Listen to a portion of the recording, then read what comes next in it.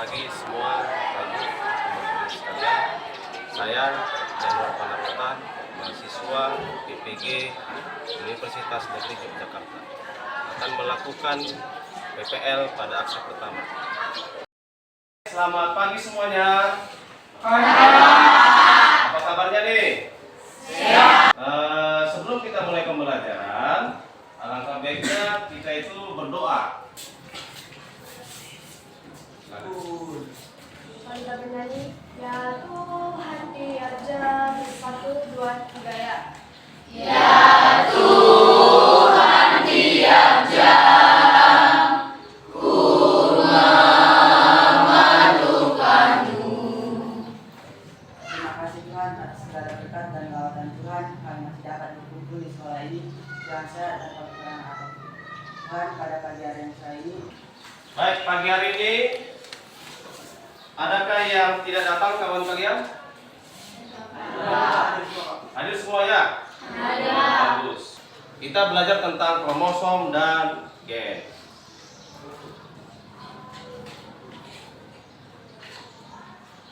Ya. Nah, sebelum kita belajar supaya semangat dulu, saya lihat banyak yang loyo nih. Silakan berdiri dulu. Pagi. Semangat, semangat, semangat. Siang. Semangat, semangat, semangat. Malam. Semangat, semangat, semangat. 1, 2, 3, ya. Kalau siap belajar, tepuk tangan. Kalau siap belajar, tepuk tangan. Kalau siap belajar, mari kita lakukan. Kalau siap belajar, tepuk tangan. Terima kasih, silakan duduk. Tujuan kita belajar pagi hari ini, kemana arahnya? Ya, ini dia yang pertama. Ah, ini. Coba dibaca Victor. Yang nomor 1. Peserta didik dapat menjelaskan. Bapak mau tahu dulu, seberapa jauh kalian paham tentang materi ini? Ya, sebelum saya jelaskan, sebelum kita belajar, saya mau mengetahui dulu pengetahuan awal kalian. Sudah masuk ke lingkuisisnya? Iya, ini dia ya, pretest, pewarisan sifat. Oke, kita mulai ya. 5, 4, 3, 2, 1. Oke, ikut. Terima kasih. Juara 2 si Moses dariku. Juara 3-nya dalam pretest Siska Segia. Siapa yang masih ingat materi pembelajaran minggu lalu yang pastinya berkaitan erat dengan materi sekarang tentang pewarisan sifat? Bapak mau tanya, ya kan? Siapa yang tahu apa itu yang dimaksud dengan reproduksi seksual dan reproduksi aseksual? Reproduksi seksual adalah proses reproduksi yang melibatkan sel kelamin jantan dan sel kelamin betina. Iya, good. Itulah yang mau kita pelajari di materi pewarisan sifat pagi hari ini. Ah, ini saya tampilkan foto. Ayo, kira-kira ini foto siapa? Ada yang kenal? Siapa? Nah, sekarang perhatikan.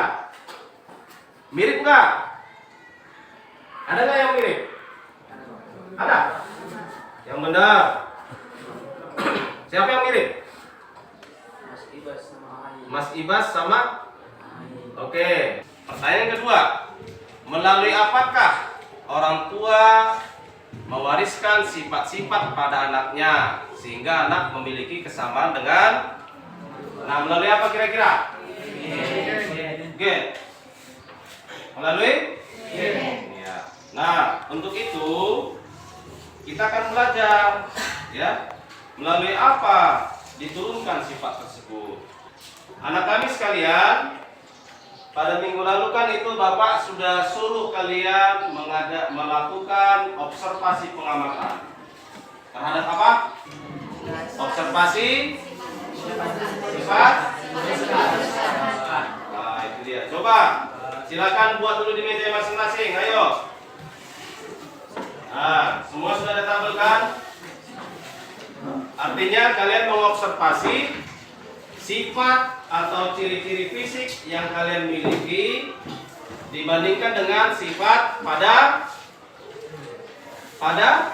orang tua, ayah atau ibu. Setelah kalian amati tabel kawanmu yang sudah dikerjakan di rumah, silakan. Saya mau tanya lagi, lebih cenderung mirip ke siapakah kawanmu dalam satu kelompok, ayah atau ibu? Saya ambil secara acak ya. Well, siapa yang mau amati nak? Si Kevin. Si Kevin cenderung mirip ke siapa? Ayah atau ibunya? Lebih cenderung ke ibu. Ke ibu. Benar itu Kevin? Diakui. Oke. Pertanyaan kedua, mengapa bisa mirip? Kan gitu. Logika jawab pertanyaannya juga. Kenapa sih bisa mirip? Kok bisa gitu loh? Nah, kemudian kalau memang mirip sifat tadi, ciri fisik tadi, dengan apa diturunkan? Pakai apa? Mari kita saksikan video singkat tentang kromosom dan gen. Nah, selama video saya tayangkan, silakan catat nak. Silakan catat apa-apa saja yang perlu. Ayo mengamati.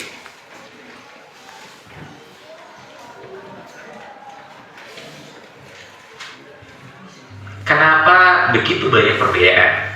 Mengapa kita bisa berbeda satu sama lain? Apa penyebabnya? Penyebabnya adalah gen. Nah, dari 23 pasang kromosom yang kita punya, dari nomor 21 sampai 22, pasangan nomor 1 sampai 22, itu nanti kita sebut sebagai autosom atau kromosom tubuh. Kenapa disebut kromosom tubuh? Karena kromosom inilah yang akan menentukan sifat-sifat tubuh. Sehingga ketika terjadi perbedaan DNA, maka mengakibatkan perbedaan sifat dan jenis makhluk hidup. Oke? Bapak mau dari video yang ditampilkan, kalian bisa merumuskan pertanyaan inti yang menjadi permasalahan atau pertanyaan yang memang mendasari semuanya. Minimal ada 2 lah dari video tadi. Ayo biar kita tuliskan di sini. Bapak ketikkan. Berdiri nak. Bagaimana proses kerja DNA? Bagaimana proses kerja DNA? Bagaimanakah hubungan kromosom, DNA, RNA dalam pembahasan sifat? Iya, bagus sekali ya. Nah, sekarang kita kerja yuk. Kerja dalam kelompok masing-masing.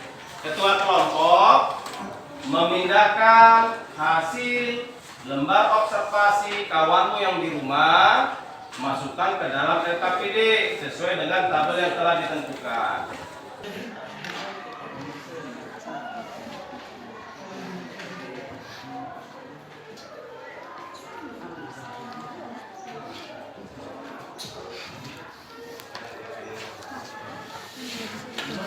Sifat mirip ke ibu berapa persen?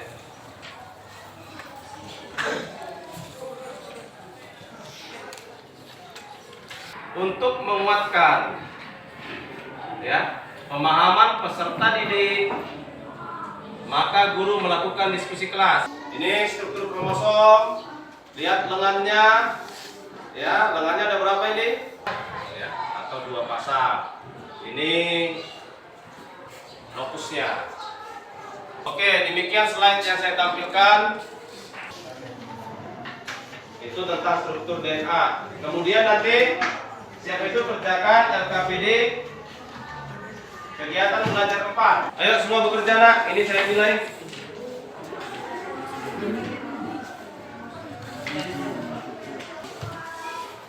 Ya, silakan. Tapi saya rasa semua cukup jelas ya. Udah kok. Jelas ya.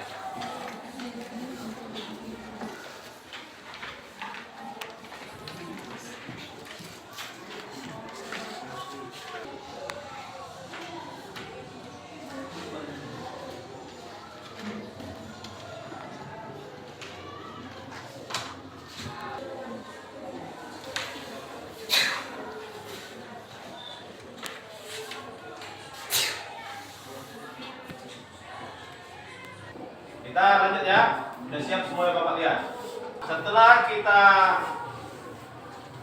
mengerjakan kegiatan pelajar 1, 2, 3, dan 4 ya, telah sampai kepada data prosesinya. Ini Bapak tampilkan gambar. Ada nggak yang mirip ini? Pertanyaannya, adakah yang bisa menjelaskan atau menunjukkan sama kita semuanya di mana letak DNA yang dimaksud? Di dalam inti sel terdapat kromosom. Kromosom merupakan susunan dari benang halus atau kromatin, dan kromatin merupakan benang-benang halus lainnya, yaitu DNA yang terikat pada protein histon. Di dalam kromosom terdapat DNA yang bertugas untuk merumuskan atau menentukan kode genetik yang akan diwariskan ke generasi berikutnya. Kita membuat kesimpulan dulu. Bagaimana sih hubungan kromosom, DNA, RNA dalam menurunkan sifat? Kerjakan kegiatan belajar 5. Silakan.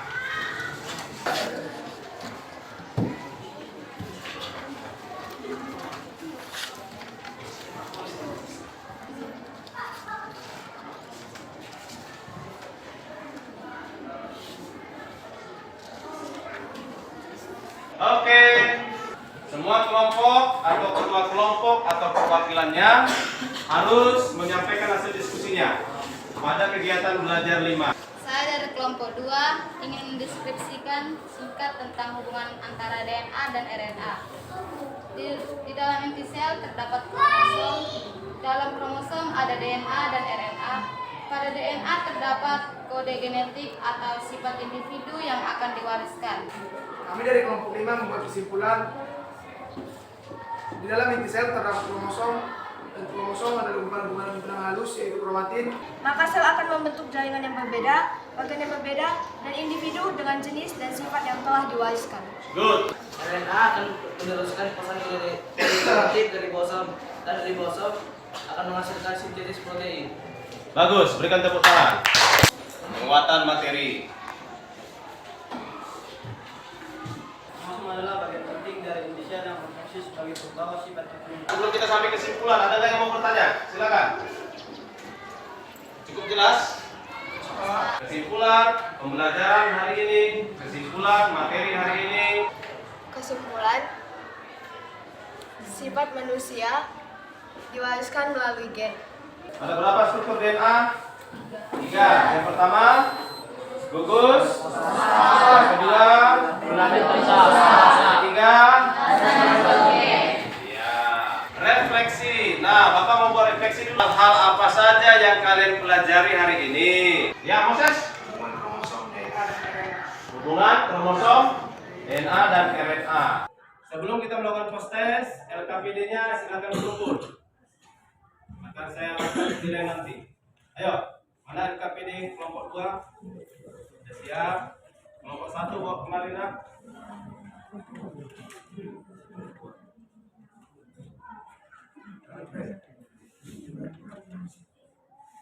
Ya. Mana sini nak? Bawa kembali nak. Ini akan Bapak nilai ya. Kita mulai ya. 5, 4, 3, 2, 1.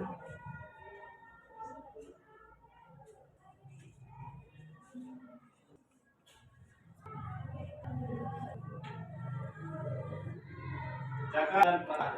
Jangan berdoa. Mari berdoa bekerja. Sudah kan? Sudah. Ya, kita akhiri, kita lihat nilainya yuk. Kelompok yang terbaik pada sesi ini, pada materi ini, Bapak menilai jatuh pada kelompok 1. Jadi rasanya hubungan tadi cukup bagus, tapi semuanya juga bagus. Di antara yang bagus ada yang paling bagus.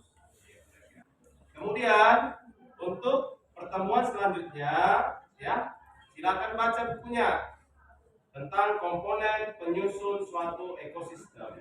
Akhir kata, terima kasih untuk kerjasama yang baik. Terima kasih untuk perhatiannya. Bapak mohon maaf apabila ada kesalahan, kekurangan. Tuhan, untuk atas hari ini kami telah selesai melakukan Tuhan berkati belajar kami.